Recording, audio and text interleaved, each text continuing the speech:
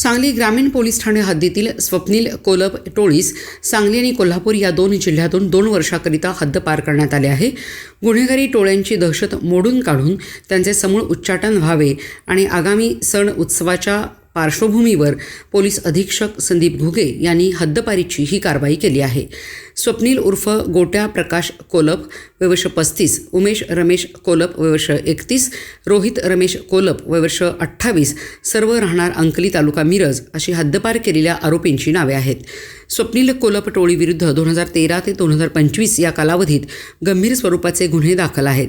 हे आरोपी कायदा न जुमानणारे आहेत. त्यामुळे या टोळीविरुद्ध सांगली ग्रामीण पोलीस ठाणे प्रभारी अधिकारी यांनी पोलीस अधीक्षक यांना प्रस्ताव सादर केला होता.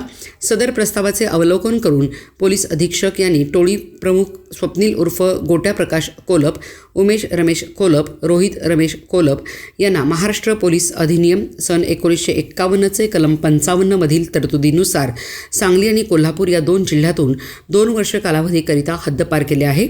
आगामी सण उत्सवाच्या अनुषंगाने टोळीने गुन्हे करणाऱ्या टोळ्यावर बारकाईने नजर ठेवून त्यांचे सांगली जिल्ह्यातील अस्तित्व संपवण्याच्या दृष्टीने कडक कायदेशीर कारवाई यापुढेही करण्यात येणार आहे, अशी माहिती पोलीस अधीक्षक संदीप घुगे यांनी दिली आहे.